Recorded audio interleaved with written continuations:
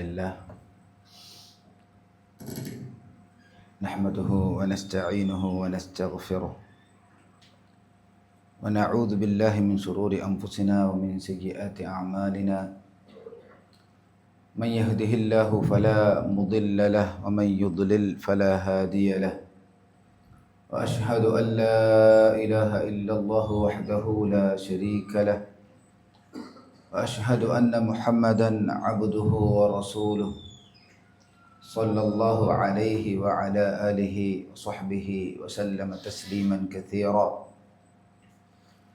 يا أيها الذين آمنوا اتقوا الله حق تقاته ولا تموتن إلا وأنتم مسلمون يا أيها الناس اتقوا ربكم الذي خلقكم من نفس واحدة وخلق منها زوجها وبث منهما رجالا كثيرا ونساء واتقوا الله الذي تساءلون به والأرحام إن الله كان عليكم رقيبا يا أيها الذين آمنوا اتقوا الله وقولوا قولا سديدا يصلح لكم أعمالكم ويغفر لكم ذنوبكم ومن يطع الله ورسوله فقد فاز فوزا عظيما أما بعد فإن خير الكلام كلام الله وخير الهدي هدي محمد صلى الله عليه وسلم وشر الأمور محدثاتها وكل محدثة بدعة وكل بدعة ضلالة وكل ضلالة في النار. أعوذ بالله من الشيطان الرجيم. بسم الله الرحمن الرحيم. ولقد فتنا الذين من قبلهم فليعلمن الله الذين صدقوا وليعلمن الكاذبين. ഏറെ ആദരണീയരായ സത്യവിശ്വാസികളെ, വിശ്വാസിനികളെ, ജീവിതത്തിൻ്റെ രഹസ്യ പരസ്യ സന്ദർഭങ്ങളെല്ലാം നമ്മെ സദാ വീക്ഷിച്ചു കൊണ്ടിരിക്കുന്ന സർവശക്തനും സർവജ്ഞനുമായ റബ്ബുൽ ഇസ്സത്ത് അല്ലാഹു സുബ്ഹാനഹു വ തആലയുടെ ആജ്ഞാനിർദ്ദേശങ്ങൾ ശ്രദ്ധിച്ചുകൊണ്ടും അവൻ്റെ വിധിവിലക്കുകൾ പാലിച്ചുകൊണ്ടും ശരിയായ മുഅ്മിനുകളായി, മുത്തഖികളായി, മുഹ്സിനുകളായി കഴിയാൻ ആത്മാർത്ഥമായി പ്രയത്നിച്ചുകൊണ്ടിരിക്കണമെന്ന് എന്നെയും നിങ്ങളെയും ഓർമ്മപ്പെടുത്തുകയാണ്. വളരെ ഗൗരവത്തോടു കൂടി വസിയ്യത്ത് ചെയ്യുകയാണ്. വിവിധങ്ങളായ പരീക്ഷണഘട്ടങ്ങളെ അതിജീവിച്ചുകൊണ്ടിരിക്കുക എന്നത് മനുഷ്യരുടെ ജീവിതത്തിൽ ഉണ്ടാകുന്ന വളരെ ഗൗരവപ്പെട്ട ഒരു വിഷയമാണ്. കാലാകാലങ്ങളിലായി വിവിധങ്ങളായ പരീക്ഷണങ്ങളെ മനുഷ്യർ നേരിട്ട് കൊണ്ടേയിരുന്നിട്ടുണ്ട്. പരീക്ഷണങ്ങൾ അത് കടന്നു വരുമെന്നും പരീക്ഷണങ്ങളെ എങ്ങനെ നോക്കിക്കാണണമെന്നും അല്ലാഹു സുബ്ഹാനഹു വ തആല വിശുദ്ധ ഖുർആനിലൂടെ നമ്മളെ അറിയിക്കുന്നുണ്ട്. നമ്മൾ പലപ്പോഴും ഓതിക്കേൾക്കാറുള്ള ഉത്ബോധന സദസ്സുകളിൽ പ്രത്യേകം ഓർമ്മപ്പെടുത്താറുള്ള സൂറത്തുൽ ബഖറയിലെ പരീക്ഷണങ്ങൾ കടന്നു വരുമ്പോൾ ക്ഷമ അവലംബിക്കുന്ന ആളുകൾക്കാണ് അള്ളാഹുവിൻ്റെ പക്കൽ നിന്ന് ആശ്വാസം ലഭിക്കുക എന്നത് ഓർമ്മപ്പെടുത്തുന്ന ആ ഭാഗത്ത് പരീക്ഷണങ്ങളെ പരിചയപ്പെടുത്തുമ്പോൾ ആദ്യമായി തന്നെ പറയുന്നത് ഖൗഫാണ്. വലനബ്ലുവന്നകും ബിശൈഇൻ മിനൽ ഖൗഫ്, ഭയം, അതുകൊണ്ട് പരീക്ഷിക്കുമെന്നാണ്. അപ്പോൾ പേടി നിറഞ്ഞ ഒരു ജീവിത സാഹചര്യം ഉണ്ടാക്കുക എന്നത് അള്ളാഹു ഇവിടെ ഏർപ്പെടുത്തിയ പരീക്ഷണങ്ങളിൽപ്പെട്ട വളരെ പ്രധാനപ്പെട്ട ഒരു പരീക്ഷണമാണ് എന്ന് അവിടെ നമ്മൾ മനസ്സിലാക്കുന്നു. അതല്ലാത്ത പട്ടിണിയും ജീവനഷ്ടവും സമ്പത്തിലെ നഷ്ടവുമൊക്കെ പരീക്ഷണങ്ങളായി കടന്നു വരുമെന്ന് റബ്ബ് സുബ്ഹാനഹു വ തആല അവിടെ നമ്മൾ അറിയിക്കുന്നുണ്ട്. അങ്ങനെയൊക്കെ ഉണ്ടാകുമ്പോൾ ക്ഷമയോടുകൂടി വിശ്വാസികളായ ആളുകൾ സ്വീകരിക്കുന്ന സമീപനം എന്തായിരിക്കണം? അഥവാ ദുനിയാവിൽ എന്തെല്ലാം പൊറുതികേടുകൾ അനുഭവിക്കേണ്ടി വന്നാലും നമ്മളതെല്ലാം സഹിച്ച് തിരിച്ചെത്താനുള്ളത് അള്ളാഹുവിലേക്കാണ്. ഇന്നാ ലില്ലാഹി വ ഇന്നാ ഇലൈഹി റാജിഊൻ. ഞങ്ങൾ അള്ളാഹുവിൻ്റെതാണ്, ഞങ്ങൾ അള്ളാഹുവിലേക്ക് മടങ്ങാനുള്ളവരാണ് എന്ന തികഞ്ഞ ബോധ്യത്തോടു കൂടി അള്ളാഹുവിൻ്റെ നിയമനിർദ്ദേശങ്ങളെ മുറുകെ പിടിച്ച് കഴിയുവാൻ വിശ്വാസി സമൂഹം തയ്യാറാകണമെന്നതാണ് അവിടെ നമ്മൾ മനസ്സിലാക്കുന്നത്. അപ്പോൾ നമുക്കറിയാം, ലോകം യുദ്ധഭീതിയിലാണ്. യുദ്ധം നടക്കുന്നത് ഇറാനും അതുപോലെ തന്നെ അമേരിക്കയും ഇസ്രായേലും തമ്മിലൊക്കെ ആണ് എന്ന് നമ്മൾ പറയുമ്പോഴും അതിൻ്റെ പ്രയാസങ്ങൾ അനുഭവിക്കുന്നത് ലോകം മൊത്തത്തിലാണ് എന്ന് നമുക്ക് എല്ലാവർക്കും അറിയാം. ഗൾഫ് നാടുകളിലേക്ക് ഇറാൻ മിസൈലുകൾ അയച്ചുകൊണ്ടേയിരിക്കുന്നു. അമേരിക്കൻ ആധിപത്യത്തെ തകർക്കലാണ് ഞങ്ങളുടെ ഉദ്ദേശ്യമെന്നാണ് അവർ പറയുന്നത്. അങ്ങനെയാണെങ്കിലും അതിൻ്റെ പ്രയാസം അനുഭവിക്കുന്നത് ലോകം മുഴുവനുമാണ്. ഞാൻ പറഞ്ഞു വരുന്നത്, ഇങ്ങനെ വിവിധങ്ങളായ പരീക്ഷണങ്ങൾ കടന്നു വരുമ്പോൾ ഞാൻ എൻ്റെ UK ഒരു സുഹൃത്തിനെ വിളിച്ച് ചോദിച്ചു, ഗൾഫ് നാടുകളിലൊക്കെ പ്രതിസന്ധിയായി, നിങ്ങളുടെ അവസ്ഥ എന്താ ചോദിച്ചു. അദ്ദേഹം പറഞ്ഞത്, ഗൾഫ് നാടുകളെക്കാളും പ്രയാസം ഞങ്ങൾ അനുഭവിക്കുന്നുണ്ട്, ഞങ്ങൾക്ക് ഇന്ധനങ്ങൾ കിട്ടുന്നില്ല, പെട്രോൾ കിട്ടാനില്ല, അങ്ങനെ വലിയ പ്രതിസന്ധികളിലാണ് ജനം വളരെ പ്രയാസം അനുഭവിച്ചു കൊണ്ടിരിക്കുക. അപ്പം ഇങ്ങനെയുള്ള വിവിധങ്ങളായ പരീക്ഷണങ്ങൾ, ഇനിയും പരീക്ഷണങ്ങൾ അധികമായിക്കൊണ്ടേയിരിക്കും. റസൂലുള്ളാഹി സ്വല്ലല്ലാഹു അലൈഹി വസല്ലമയുടെ ഹദീസുകൾ നമ്മൾ മനസ്സിലാക്കുന്നത് അന്ത്യനാളിന് മുന്നോടിയായി വലിയ യുദ്ധങ്ങൾ നടക്കുമെന്നതാണ്. അറബ് സമൂഹവും അല്ലെങ്കിൽ മുസ്ലിം സമൂഹവും റോം കൊണ്ട് ഉദ്ദേശിക്കുന്നത് ആധുനിക പണ്ഡിതന്മാർ പറയുന്നത് കേവലം ഒരു റൂം എന്ന പരാമർശത്തിൽ അപ്പുറത്ത് യൂറോപ്യൻ നാടുകളിൽ അജമികളായ ആളുകളും മുസ്ലിമുകളും തമ്മിൽ ശക്തമായ യുദ്ധങ്ങൾ നടക്കുകയും മുസ്ലിമീങ്ങളിൽ 100-ൽ ഒരാൾ ബാക്കിയാകുന്ന അത്രയും ഘോരമായ യുദ്ധം തന്നെ സംഭവിക്കുമെന്നാണ്. എന്നാലും അങ്ങനെ ലക്ഷക്കണക്കിന് മുസ്ലിമീങ്ങൾ പങ്കെടുത്ത ഒടുവിൽ വിജയം മുസ്ലിമീങ്ങൾക്ക് കടന്നു വരുന്നൊരു ഘട്ടം അവസാന കാലഘട്ടത്തിൽ ഉണ്ടാകുമെന്നൊക്കെ നബി സല്ലല്ലാഹു അലൈഹി വസല്ലമയുടെ ഹദീസ് നമ്മൾ മനസ്സിലാക്കുന്നുണ്ട്. അപ്പോൾ ഇപ്പോൾ നമ്മൾ കേൾക്കുന്ന യുദ്ധ സാഹചര്യം അത് ഒരു ഇറാൻ അമേരിക്ക അല്ലെങ്കിൽ ഇസ്രായേൽ തമ്മിലുള്ള സംഘടന മാത്രമായി ഒതുങ്ങുകയാണെങ്കിൽ അത് ഇൻഷാ അല്ലാഹ് ബിഇദ്നില്ലാ അധികം വൈകാതെ തന്നെ കെട്ടടങ്ങും. അങ്ങനെ അടങ്ങട്ടെ, നമുക്ക് സമാധാനം ഉണ്ടാകട്ടെ.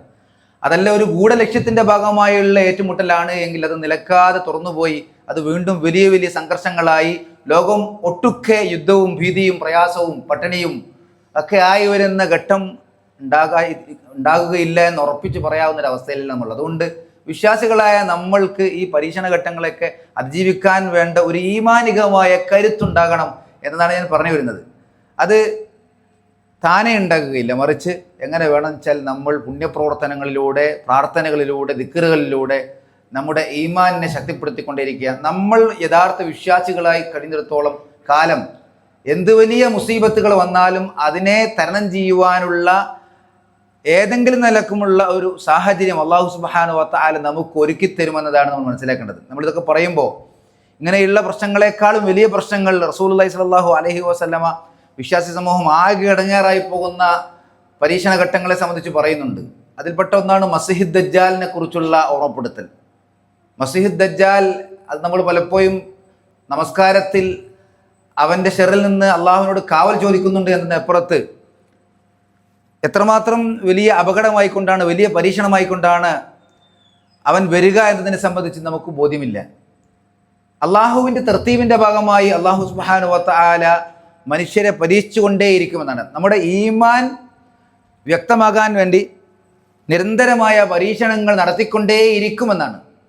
വലനബുലുവന്നക്കും ഹത്താ നഅലമൽ മുജാഹിദീന മിൻകും വസ്വാബിരീൻ വനബുലുവ അഖ്ബാറക്കും. നിങ്ങളിൽ ആരാണ് ത്യാഗമനസ്ഥിതിയുള്ളവർ, ആരാണ് ക്ഷമയോടുകൂടി ഈ ദീനിൽ ഉറച്ചു നിൽക്കുന്നത് എന്നതൊക്കെ വേർതിരിച്ച് മനസ്സിലാക്കാൻ കഴിയുന്ന രൂപത്തിലുള്ള പരീക്ഷണങ്ങൾ ഏർപ്പെടുത്തുമെന്ന് അല്ലാഹു സുബ്ഹാനഹു വ തആല അറിയിക്കുന്നുണ്ട്.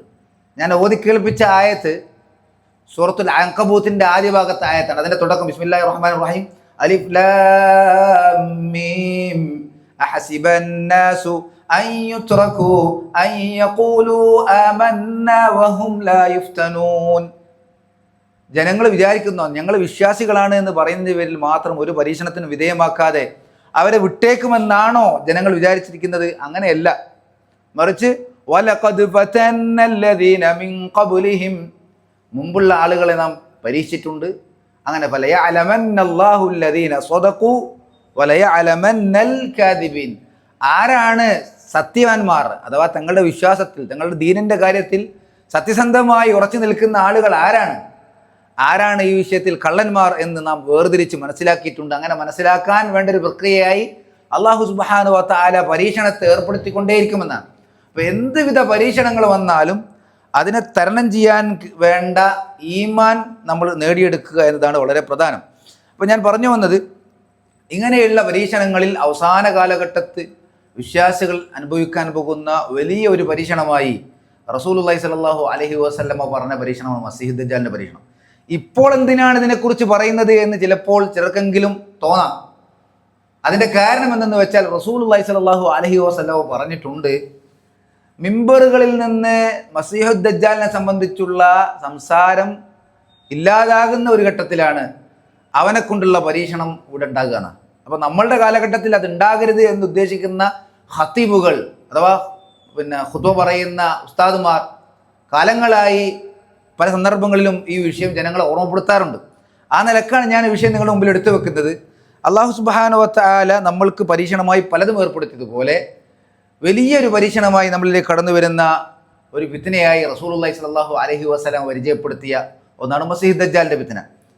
ഈ കാര്യം റസൂൽ സ്വല്ലല്ലാഹു അലൈഹി വസല്ലം ഒരിക്കൽ സ്വഹാബത്തിനെ പറഞ്ഞു ബോധ്യപ്പെടുത്തി തൻ്റെ ഹുജ്റയിലേക്ക് പോയി. പിന്നീട് സ്വഹാബികൾ കൂടിയിരുന്ന് ഈ ഫിത്ന ഭയങ്കരമാണല്ലോ, അതിസങ്കീർണമായ ഒരു പശ്ചാത്തലമാണല്ലോ അവൻ്റെ വരോടുകൂടി ഈ ഭൂമിയിൽ നടക്കാനിരിക്കുന്നത് എന്ന് ചിന്തിച്ച് വ്യാകുലതയോടുകൂടി ആശങ്കയോടുകൂടി നിൽക്കുന്ന ഘട്ടത്തിൽ അവരിലേക്ക് വീണ്ടും തിരുനബി സല്ലല്ലാഹു അലൈഹി വസല്ലം ഇറങ്ങി വരുന്നുണ്ട്. എന്നിട്ട് അവരോട് റസൂലുള്ളാഹി സ്വല്ലല്ലാഹു അലൈഹി വസല്ലം ചോദിക്കുന്നുണ്ട്, എന്താണ് നിങ്ങളിങ്ങനെ വല്ലാതെ ബേജാറായി കാണുന്നത്? അപ്പോൾ അവർ റസൂൽ സല്ലല്ലാഹു അലൈഹി വസല്ലമയോട് പറയും, അള്ളാഹുവിൻ്റെ റസൂലെ, താങ്കൾ മസീഹ് ദജ്ജാലിനെ കുറിച്ച് പറഞ്ഞു, അവൻ വരുമ്പോൾ ഉണ്ടാകുന്ന ഫിത്നയെ സംബന്ധിച്ച് പറഞ്ഞു. അപ്പോൾ ആ വിഷയത്തിൽ ഞങ്ങൾ വല്ലാത്ത അസ്വസ്ഥരാണെന്ന് പറഞ്ഞപ്പോൾ റസൂൽ സല്ലല്ലാഹു അലൈഹി വസല്ലം പറയുന്നത്, ഗൈറദ് ദജ്ജാലി അഖ്വഫുനി അലൈക്കും എന്ന് പറയുന്നുണ്ട്. എന്ന് പറഞ്ഞാൽ ദജ്ജാൽ അല്ലാത്ത ചിലതാണ് എനിക്ക് നിങ്ങളുടെ വിഷയത്തിൽ പേടിയെന്ന്. അത് മുസ്ലിം ഉമ്മത്തിന് മൊത്തത്തിൽ ഈമാനുള്ള ആളുകളെ ഉദ്ദേശിച്ചുകൊണ്ട് റസൂൽ സല്ലല്ലാഹു അലൈഹി വസല്ലം പറഞ്ഞതാണ് എന്ന് ആ ഹദീസിനെ വിശദീകരിച്ചുകൊണ്ട് പണ്ഡിതന്മാർ പറയുന്നത്. എന്ന് പറഞ്ഞാൽ മസീഹ് ദജ്ജാൽ ഈമാനില്ലാത്ത ആളുകളെ, ഈമാനിൽ പുഴുക്കുത്തുകളുള്ള അല്ലെങ്കിൽ ഈമാനിൽ ദുർബലതയുള്ള ആളുകളെയാണ് മസീഹ് ദജ്ജാലിൻ്റെ ഫിത്ന ബാധിക്കുക. എന്നാൽ മുഅ്മിനീങ്ങളായ ആളുകൾക്ക് അതിനേക്കാൾ വലിയ ഷർറായി വരുന്നത് പിൽക്കാലത്ത് ഇസ്ലാമിൻ്റെ പ്രമാണങ്ങളെ വളച്ചൊടിച്ച് അവരെ ദീനിൻ്റെ പശ്ചാത്തലം തെറ്റിച്ച് കളയുന്ന പണ്ഡിത പുരോഹിതന്മാരായിരിക്കാം എന്ന സൂചനയാണ് അതിലുള്ളത് എന്ന് ഈ ഹദീസിനെ വിശദീകരിച്ചുകൊണ്ട് പണ്ഡിതന്മാർ പറയുന്നുണ്ട്. ഏതായിരുന്നാലും മസീഹ് ദജ്ജാലിൻ്റെ ഫിത്നയെ സംബന്ധിച്ച് നബി സല്ലല്ലാഹു അലൈഹി വസല്ലം പറഞ്ഞൊരു കാര്യം, ഞാൻ ഉള്ള ഘട്ടത്തിലാണ് അഥവാ ഞാൻ നിങ്ങളിൽ ഉള്ള ഘട്ടത്തിലാണ് മസീഹ് ദജ്ജാൽ വരുന്നത് എങ്കിൽ അവനെ പ്രതിരോധിക്കാൻ ഞാൻ തന്നെ മതി, വേറെ ആരും വേണ്ട. എന്നാൽ ഞാൻ ഇല്ലാത്തൊരു ഘട്ടത്തിലാണ് മസീഹ് ദജ്ജാൽ വരുന്നതെങ്കിൽ നിങ്ങൾ ഓരോരുത്തരും അള്ളാഹുവിനോട് സഹായം ചോദിച്ച് അവനെ പ്രതിരോധിക്കാൻ വേണ്ട ഈമാൻ ശക്തമാക്കേണ്ടതുണ്ട് എന്നാണ്. അപ്പം അതുകൊണ്ടാണ് നമ്മുടെ ഈമാൻ ചോർന്നു പോകാതെ ഈ ദീനിൻ്റെ കാര്യങ്ങളിൽ ഉറച്ചു നിൽക്കുക എന്നത് വളരെ പ്രധാനമാണ് എന്നതാണ്. എന്ന് മാത്രമല്ല, മാക്കാനത്ത് വലാ തകൂനു ഫിത്നത്തുൻ ഹത്താ തഖൂമ അസ്സാഅ അഅളമു മിൻ ഫിത്നത്തി ദജ്ജാൽ വമാ മിൻ നബിയിൻ ഇല്ലാ വഹദ്ദറ ഖൗമഹു ദജ്ജാൽ. ഈ ദുനിയാവിൽ നടക്കാൻ പോകുന്ന ഖിയാമത്ത് നാളിന് മുമ്പ് നടക്കാൻ പോകുന്ന ഫിത്നകളുടെ കൂട്ടത്തിൽ മസീഹ് ദജ്ജാലിനേക്കാളും വലിയൊരു ഫിത്ന വരാനില്ല എന്ന് തിരുനബി സല്ലല്ലാഹു അലൈഹി വസല്ലം പറഞ്ഞു. എന്ന് മാത്രമല്ല, ലോകത്ത് കടന്നു വന്ന എല്ലാ പ്രവാചകന്മാരും അവരവരുടെ സമുദായത്തെ ഏറ്റവും ഗൗരവത്തോടുകൂടി ഈ മസീഹ് ദജ്ജാൽ എന്ന് പറയുന്ന ഒരു മഹാ ഫിത്നക്കാരനെ സംബന്ധിച്ച് സമൂഹത്തെ ബോധ്യപ്പെടുത്തിയിട്ടുണ്ട് എന്നാണ് നബി സല്ലല്ലാഹു അലൈഹി വസല്ലമ നമ്മളെ അറിയിക്കുന്നത്. അപ്പോൾ എന്തൊക്കെയാണ് അവൻ്റെ ഫിത്നകളെന്ന് നബി സല്ലല്ലാഹു അലൈഹി വസല്ലമ വിവരിച്ച പല ഹദീസുകളിലൂടെ നമ്മൾ മനസ്സിലാക്കുന്നുണ്ട്. അപ്പോൾ ഒരു പ്രയോഗം ഇങ്ങനെയാണ്, ഇദാ ഖറജ അറഫഹുൽ മുഅ്മിനൂന സ്സാദിഖൂന ഫലാ യുഫ്തനു നബി. അവൻ കടന്നു വരുന്ന സന്ദർഭത്തിൽ സത്യസന്ധന്മാരായ വിശ്വാസികൾ അവരെന്താണ്, ഒരിക്കലും ഫിത്നയിൽ അകപ്പെടാതെ അവനെ തിരിച്ചറിയാൻ കഴിയുന്ന ഒരു ഈമാനികമായ ഫലം അവർക്കും ഉണ്ടാവും. അപ്പോൾ അത് ഉണ്ടാക്കിയെടുക്കാൻ വേണ്ട ഒരു പശ്ചാത്തലം നമുക്ക് വരേണ്ടതുണ്ട് എന്നതാണ് ഈ ഒരു സംസാരത്തിൻ്റെ ഉദ്ദേശം. അവനെ സംബന്ധിച്ച് റസൂൽ സല്ലല്ലാഹു അലൈഹി വസല്ലം പറയാണ്, ഷാബുൻ അഹ്മർ, ഒരു ചുവന്ന വർണ്ണമുള്ള ഒരു യുവാവായിരിക്കും അവൻ. അള്ളാഹുവിൻ്റെ മനുഷ്യ സൃഷ്ടികളിൽപ്പെട്ട മനുഷ്യന്മാരിൽപ്പെട്ടൊരു വ്യക്തിയാണ് ആര്? മസീഹ് ദജ്ജാൽ. എന്നാൽ പലവിധ കഴിവുകളും നൽകി അള്ളാഹു സുബ്ഹാനഹു വ തആല അവനെ എന്താണ് നമുക്ക് പരീക്ഷണമായി ഇറക്കുമെന്നതാണ്. അവൻ്റെ കഴിവുകളെ സംബന്ധിച്ച് പറയുന്ന ഭാഗങ്ങൾ ശേഷം റസൂൽ സല്ലല്ലാഹു അലൈഹി വസല്ലം പറയുന്നുണ്ട്. ഖസീറുൻ അഫ്ഹജ്, അവൻ ഉയരം കുറഞ്ഞ ആളാണ്, അതോടൊപ്പം അഫ്ഹജാണ്. അഫ്ഹജ് എന്ന് പറഞ്ഞാൽ കാല അകത്തി നടത്തുന്ന ആളാണ്, അടുത്ത് വെച്ച് നടക്കാൻ. ഉയരം കുറഞ്ഞ ആളാണ്, അതോടൊപ്പം വില്ലുപോലെ വളഞ്ഞു നിൽക്കുന്ന കാലായിരിക്കും എന്ന് നബി സല്ലല്ലാഹു അലൈഹി വസല്ലം പറയുന്നുണ്ട്. ജഅദുർ റഅസാണ്, ചുരുളൻ മുടിയുള്ള ആളാണ്. അജ്ലൽ ജബ്ഹ, നല്ല വീതിയുള്ള നെറ്റിത്തടമുള്ള ആളാണ്. അരീലുൻ നഹർ, വിശാലമായ നെഞ്ചോട് കൂടിയുള്ള ആളാണ്. അതുപോലെ തന്നെ മംസൂഹുൽ ഐനിൽ യുംന, വലതു കണ്ണ് മായ്ക്കപ്പെട്ടവനാണ്. അത് വലത് കണ്ണ് ശരിക്കും മാഞ്ഞു കിടക്കും, അത് കാണൂല, അത് ശരിക്കും അടഞ്ഞു പോയ അവസ്ഥയിലുണ്ടാകുക. ചില ആളുകളൊക്കെ മസീഹ് ദജ്ജാലിനെ കുറിച്ച് പരിചയപ്പെടുത്തി ഒറ്റക്കണ്ണൻ എന്നുള്ള ആ കാര്യം മനസ്സിലാക്കിയിട്ട് നേരെ സെൻറ്ററിൽ ഒരു കണ്ണൊക്കെ വെച്ചിട്ട് ചിത്രമൊക്കെ കാണിക്കുന്നത് കാണാം. അങ്ങനെ എല്ലാ റസൂലുള്ളാഹി സ്വല്ലല്ലാഹു അലൈഹി വസല്ലം പഠിപ്പിച്ചത്.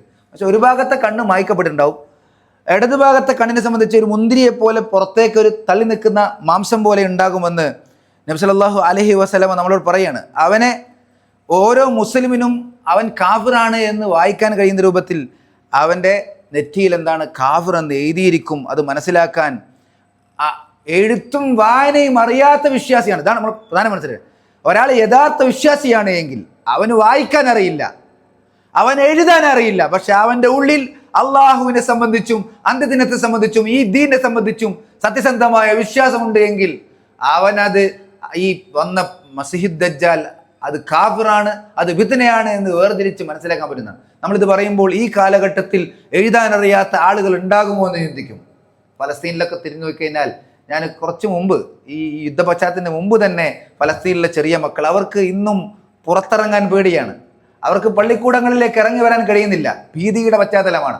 ബോംബുകൾ എപ്പോഴാണ് നിങ്ങളുടെ തലക്ക് മീതെ വന്ന് വീഴുക എന്ന് പേടിച്ച് കഴിയുന്ന ഒരു സമൂഹമായി അവർ ഇന്നുണ്ട്. അവരിൽപ്പെട്ട ചില കുട്ടികളെ വിളിച്ച് ഇന്റർവ്യൂ നടത്തിയിട്ട് ശരിക്കും ബോർഡിൽ എഴുതി കാണിക്കുകയാണ് അള്ളാഹു എഴുതിക്കണം. ഇതെന്താ വായിക്കാൻ നിൽക്കുമ്പോൾ അവർ പറയില്ല ഞങ്ങൾക്ക് അറിയില്ല, ഇത് വായിക്കാൻ ഞങ്ങൾക്കറിയില്ല എന്നാണ് അവർ പറയുന്നത്. എന്നാൽ അവർ ആവർത്തിച്ച് വിളിച്ച് പ്രാർത്ഥിച്ചുകൊണ്ടിരിക്കുന്ന ശക്തിയായ അള്ളാഹുവിനെ അറബിയിലാണ് അത് എഴുതിയത് എന്ന് പോലും അറിയാത്ത ആളുകളാണ് എങ്കിൽ പോലും ഉള്ളിൻ്റെ ഉള്ളിൽ വിശ്വാസമുള്ളത് കാരണത്താൽ ഇൻഷാ അല്ലാഹ് ബിഇദ്നില്ല മസീഹ് ദജ്ജാൽ കടന്നു വരുന്ന ഘട്ടത്തിൽ അവരുടെ ഈമാൻ കാരണത്താൽ, അവരുടെ വിശ്വാസം കാരണത്താൽ അവർക്ക് അള്ളാഹുവിൻ്റെ സഹായത്താൽ മസീഹ് ദജ്ജാലിനെ നെറ്റിയിൽ നോക്കി അവൻ കാഫിറാണ് എന്ന് മനസ്സിലാക്കാൻ കഴിയുന്ന സാഹചര്യം ഉണ്ടാകുമെന്നാണ് നബി സല്ലല്ലാഹു അലൈഹി വസല്ലം പറയുന്നത്. മറ്റൊരു റിവായത്തിൽ അനസ് റളിയല്ലാഹു അൻഹു പറയുന്നത്, അവൻ കടന്നു വരുന്ന ഘട്ടത്തിൽ അവനെ മനസ്സിലാക്കാൻ വേണ്ടി നെറ്റിയിൽ എഴുത്തുണ്ടാവും എന്ന് പറഞ്ഞത് റസൂൽ സല്ലല്ലാഹു അലൈഹി വസല്ലം അതിങ്ങനെ വായിച്ച് അക്ഷരങ്ങൾ പറഞ്ഞു. കാഫ് ഫ റ, അതായത് കാഫിർ എന്ന് എഴുതല്ല, കാഫ് ആദ്യം പിന്നെ ഫ ആയതും പിന്നെ റ ആയതും അങ്ങനെ എഴുതി വെക്കണം. ഒരുമിച്ച് കാഫിർ എന്ന് എഴുതി വെക്കല്ല, ഓരോ അക്ഷരം എഴുതി വെക്കുകയാണ് ചെയ്യുക എന്ന് നബി സല്ലല്ലാഹു അലൈഹി വസല്ലം പറഞ്ഞിട്ടുണ്ട്. അവൻ കടന്നു വരുന്ന പശ്ചാത്തലം ദജ്ജാൽ യഖ്റുജു മിൻ ജിഹത്തിൽ മശ്രിഖ്, കിഴക്ക് ഭാഗത്ത് നിന്നാണ്, മിൻ ഖുറാസാൻ മിൻ യഹൂദിയത്തി ഇസ്ബഹാൻ എന്ന് പറഞ്ഞാൽ ഇന്നത്തെ ഇറാനിലാണ് ഇസ്ബഹാൻ എന്ന് പറയുന്ന പ്രദേശമുള്ളത്. അവരുടെ ദജ്ജാലിൻ്റെ കൂടെ 70,000 ജൂതന്മാർ ഒരുമിച്ച് വരുമെന്ന് നബി സല്ലല്ലാഹു അലൈഹി വസല്ലം പറയുന്നുണ്ട്. അപ്പം നോക്കൂ, ആ ദജ്ജാലിന് ഫലാ യത്രുക്കു ബലദൻ ഇല്ലാ ദഖലു, ഒരു നാടും പ്രവേശിക്കാതെ അവൻ വിട്ടുകളയുകയില്ല. 40 നാളുകളാണ് അവൻ ഉള്ളത്. ആ 40 അവൻ ഇവിടെ കടന്നു വന്നു കഴിഞ്ഞാൽ അവൻ്റെ ഫിത്നയുമായി ഊരി ചുറ്റുന്നത് 40 നാളുകളിലായിട്ടാണ്. ആ 40 നാളുകൾ ആദ്യത്തെ ഒരു ദിവസം എന്ന് പറയുന്നത് ഒരു വർഷത്തിൻ്റെ ദൈർഘ്യം ഉണ്ടാകുമെന്നും, അടുത്ത ഒരു ദിവസം ഒരു മാസത്തിൻ്റെ ദൈർഘ്യം ഉണ്ടാകുമെന്നും, അടുത്ത ആഴ്ചയുടെ ദൈർഘ്യം ഉണ്ടാകുമെന്നും, പിന്നീടുള്ളതെല്ലാം സാധാരണ പോലെയുള്ള ദിവസമായിരിക്കുമെന്നും നബി സല്ലല്ലാഹു അലൈഹി വസല്ലം പറയുന്നുണ്ട്. ഇവിടെ നമ്മൾ പ്രത്യേകം മനസ്സിലാക്കേണ്ടത്, അത് കേട്ട സ്വഹാബികൾ ആ സമയത്തും അവരുടെ വിഷയത്തിലുള്ള ഉത്കണ്ഠ, അള്ളാഹുവിൻ്റെ റസൂലെ അങ്ങനെ സമയം നീട്ടിവലിച്ച് കൊണ്ടുപോകുമ്പോൾ ഞങ്ങൾ എങ്ങനെയാണ് നമസ്കരിക്കേണ്ടത്? അതാണ് ഈമാനുള്ള ആളുകളുടെ ചിന്ത. അതായത് ഒരു ദിവസത്തിന് ഒരു വർഷത്തിൻ്റെ ദൈർഘ്യം ഉണ്ടാകുമ്പോൾ ഞങ്ങൾ ആ ദിവസം നോക്കി 5 നേരം നിസ്കരിച്ചാൽ മതി, അതിൽ ഒരു വർഷത്തെ കണക്കാക്കി നമസ്കരിക്കണമെന്നാണ് ചിന്തിക്കുന്നത്, സ്വഹാബികൾ ചിന്തിക്കുന്നത്. റസൂലുള്ളാഹി പറയുന്നത് നിങ്ങൾ സമയം കണക്കാക്കി നമസ്കരിക്കണം എന്നാണ്, അല്ലാണ്ട് ആ ഒരു ദിവസം നോക്കിയിട്ട് 5 നേരം നിസ്കരിക്കാനല്ല. അപ്പം നമസ്കാരത്തിന് ആ സമയത്ത് അങ്ങനെ തന്നെ ചില ശ്രദ്ധകൾ വിശ്വാസികൾ നടത്തേണ്ടതുണ്ട് എന്നതുവരെ നബി സല്ലല്ലാഹു അലൈഹി വസല്ലം നമ്മളെ പഠിപ്പിക്കുന്നുണ്ട്. ഏതായിരുന്നാലും ഇങ്ങനെ ലോകം മുഴുവൻ ചുറ്റുന്ന ഒരു ഘട്ടത്തിൽ അവന് പ്രവേശിക്കാൻ കഴിയാത്ത 2 സ്ഥലമായി നബി സല്ലല്ലാഹു അലൈഹി വസല്ലം പറയുന്നത് മക്കത്തും മദീനത്തും അവന് പ്രവേശിക്കാൻ കഴിയില്ല. മക്ക മദീന എന്ന് പറയുന്ന ഹറം പ്രദേശത്തിലേക്ക് അവന് പ്രവേശിക്കാൻ കഴിയില്ല. ചില റിവായത്തുകളിൽ മസ്ജിദുൽ അഖ്സയിലേക്ക്, അത് ആ പള്ളിയാണ് ഉദ്ദേശിക്കുന്നത്, മറ്റേത് മദീന എന്ന് പറയുന്ന പ്രദേശത്തെയാണ് മക്ക എന്ന് പറയുന്ന പ്രദേശത്ത്. ഈ 2 പ്രദേശത്തേക്ക് അവന് പ്രവേശിക്കാൻ കഴിയുകയില്ല എന്ന് നബി സല്ലല്ലാഹു അലൈഹി വസല്ലം പറയുകയാണ്. അവനെ മലക്കുകൾ തടയിടുമെന്നാണ്. അവനെ മക്കത്ത് പ്രവേശിക്കാൻ ഉദ്ദേശിച്ചാലും മദീനത്ത് പ്രവേശിക്കാൻ ഉദ്ദേശിച്ചാലും മലക്കുകൾ അവനെ തടയുമെന്ന് നബി സല്ലല്ലാഹു അലൈഹി വസല്ലം പറയുന്നുണ്ട്. അവനെ അനുഗമിച്ച് വരുന്ന മംഗോളിയൻ വംശജരെ സൂചിപ്പിച്ചുകൊണ്ടുള്ള പരാമർശം എന്ന നിലക്ക് ഹദീസിൽ കാണാൻ വരുന്ന കാര്യം, മുഖം പരന്ന ആളുകളായിരിക്കും അവൻ്റെ കൂടെ ആദ്യഘട്ടത്തിൽ ആദ്യം കൂടുന്ന ഒരു കൂട്ടം ആളുകളായിട്ട് ഉണ്ടാകുക എന്ന് വരെ നബി സല്ലല്ലാഹു അലൈഹി വസല്ലം പറയുന്നുണ്ട്. അവനെ ചുറ്റിപ്പൊതിയുന്ന യൂതന്മാരെ സംബന്ധിച്ച് പറയുമ്പോൾ അവരുടെ വസ്ത്രത്തെക്കുറിച്ച് മേലെ നിന്ന് തൂക്കി താഴ്ത്തുന്ന തൊയാലസ എന്ന് പറയുന്ന പേരിൽ അവർ ധരിക്കുന്ന വസ്ത്രത്തെക്കുറിച്ച് വരെ നബി സല്ലല്ലാഹു അലൈഹി വസല്ലം പറയുന്നുണ്ട്.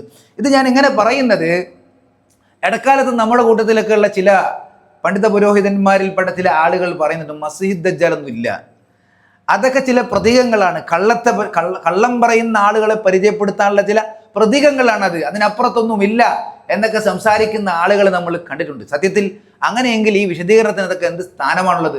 അത്രയും കൃത്യമായി അവൻ്റെ വരവിനെ സംബന്ധിച്ച്, അവൻ വന്നു കഴിഞ്ഞാൽ ഉണ്ടാകുന്ന ഫിത്നയെ സംബന്ധിച്ച്, അവൻ്റെ കയ്യിൽ വലിയ തോട്ടം ഉണ്ടാകുമെന്നാണ്, അതുപോലെ തന്നെ വലിയ നദി ഉണ്ടാകുമെന്നാണ്. എന്നിട്ട് ഹുദൈഫ റളിയല്ലാഹു അൻഹു പറയുന്നുണ്ട്, നിങ്ങൾ അവൻ തോട്ടത്തിൽ പ്രവേശിക്കാൻ പറഞ്ഞാൽ പ്രവേശിക്കരുത്.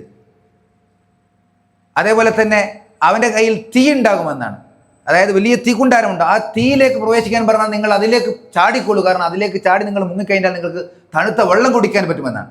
ഇങ്ങനെയുള്ള പരീക്ഷണങ്ങളുമായി കടന്നു വരുന്ന ഒരു മഹാഫിത്നക്കാരൻ എന്ന് മാത്രമല്ല, വിശ്വസിക്കാൻ തയ്യാറാകാത്ത ഒരാൾ വിളിച്ച് ഞാൻ നിന്നെ കീറി മുറിച്ച് 2 കഷ്ണമാക്കി വീണ്ടും ജീവിപ്പിച്ചാൽ വിശ്വസിക്കുമോ എന്ന് ചോദിക്കുന്നതാണ്. അങ്ങനെ നിൽക്കുന്ന സമയത്ത് അയാളെ പിടിച്ച് മുറിച്ച് 2 ഈർന്ന് 2 ഭാഗമാക്കി വീണ്ടും ചേർത്ത് അയാളോട് ചോദിക്കും.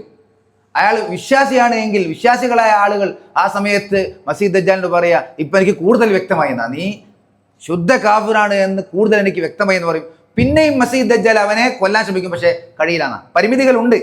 അവൻ മനുഷ്യനാണ്, അവന് പലവിധ പരീക്ഷണങ്ങളുമായി അല്ലാഹു ഏർപ്പെടുത്തിയിട്ടുണ്ടെങ്കിലും പരിമിതികളുണ്ട് എന്ന് നമ്മളവിടെ മനസ്സിലാക്കുകയാണ്. വിശ്വാസികളെ പ്രയാസപ്പെടുത്തുവാനുള്ള ഒരു സ്വാധീന ശക്തിയും ആർക്കില്ല, മസീഹ് ദജ്ജാൽ. അപ്പോൾ നമ്മൾ എന്ത് വേണം? നമ്മൾ യഥാർത്ഥ വിശ്വാസികളായി കഴിയാൻ പ്രാർത്ഥിക്കുകയും പരിശ്രമിക്കുകയും ചെയ്യണം.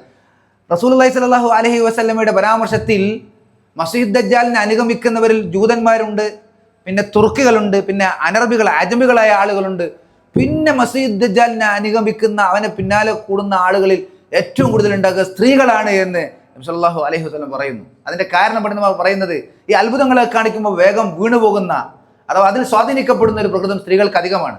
അല്ലാത്ത കാര്യമാണല്ലോ കാണിച്ചെന്ന് ആശ്ചര്യപ്പെട്ട് അതിൻ്റെ പിന്നാലെ പോകുന്ന ഒരു അവസ്ഥ സ്ത്രീകൾക്ക് അധികം ഉണ്ടാവും. അതുകൊണ്ട് സ്ത്രീകൾ അവൻ്റെ പിന്നാലെ പോകുന്ന അവസ്ഥ അധികം ഉണ്ടാകും എന്ന് റസൂലുള്ളാഹി സ്വല്ലല്ലാഹു അലൈഹി വസല്ലം പറഞ്ഞു. പിന്നീട് ഒരു പരാമർശം നമ്മൾ കാണുന്നത്, നല്ല ഈമാനുള്ള മനുഷ്യന്മാർ മസീഹ് ദജ്ജാൽ വന്നിട്ടുണ്ട് എന്ന് കേട്ടാൽ അവരവരുടെ വീട്ടിലേക്കാണ് ഓടുക എന്നാണ്.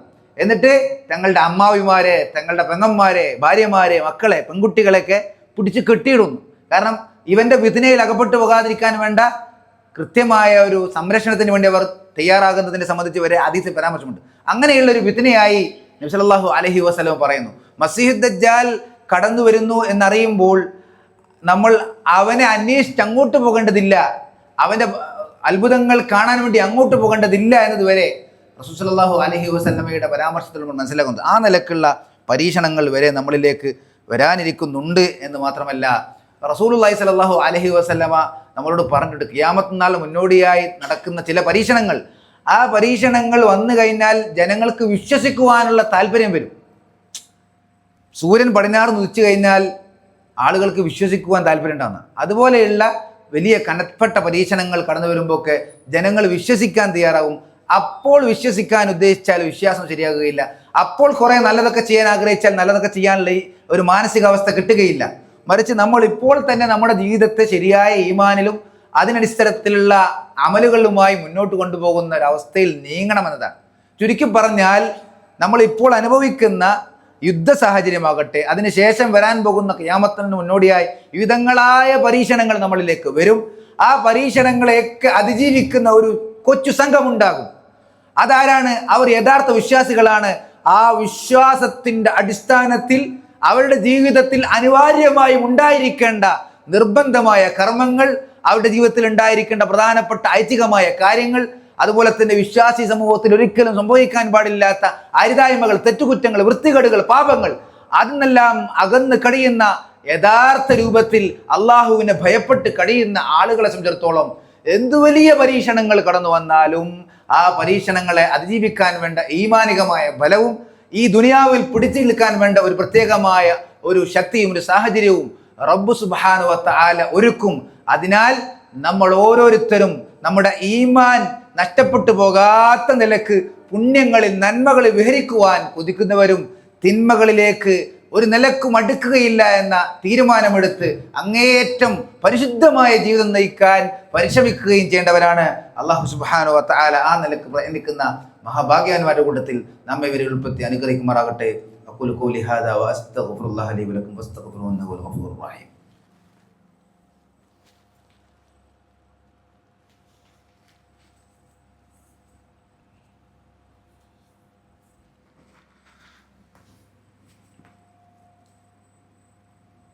അൽഹംദുലില്ലാഹി റബ്ബിൽ ആലമീൻ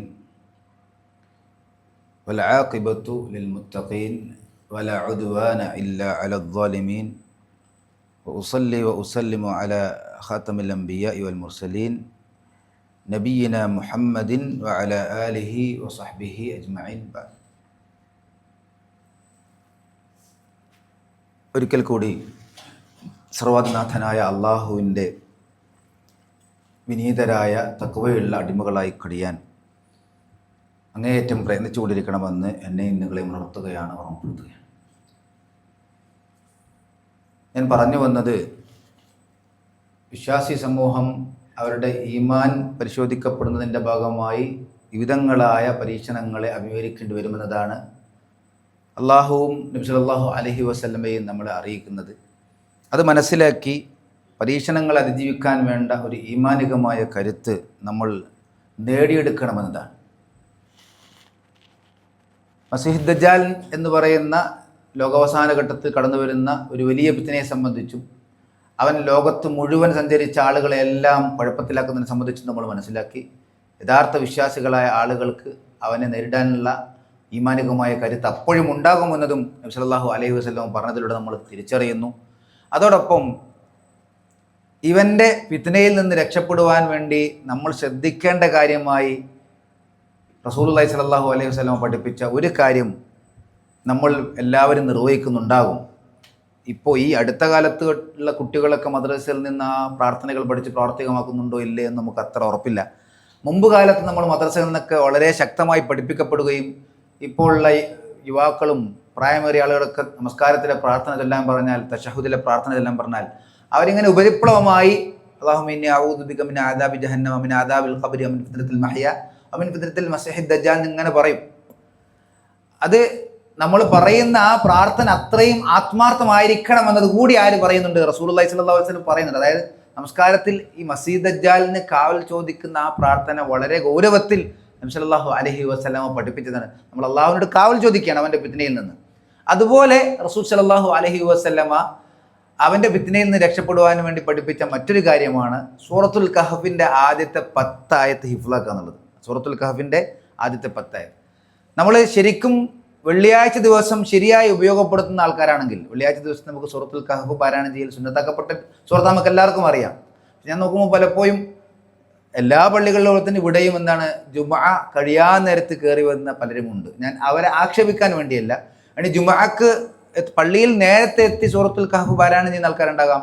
വ്യാഴാഴ്ച രാത്രി തന്നെ എന്താണ് സൂറത്തുൽ കഹഫ് പാരായണം ചെയ്യാം, സുന്നത്ത് നിലക്ക് ചെയ്യാം.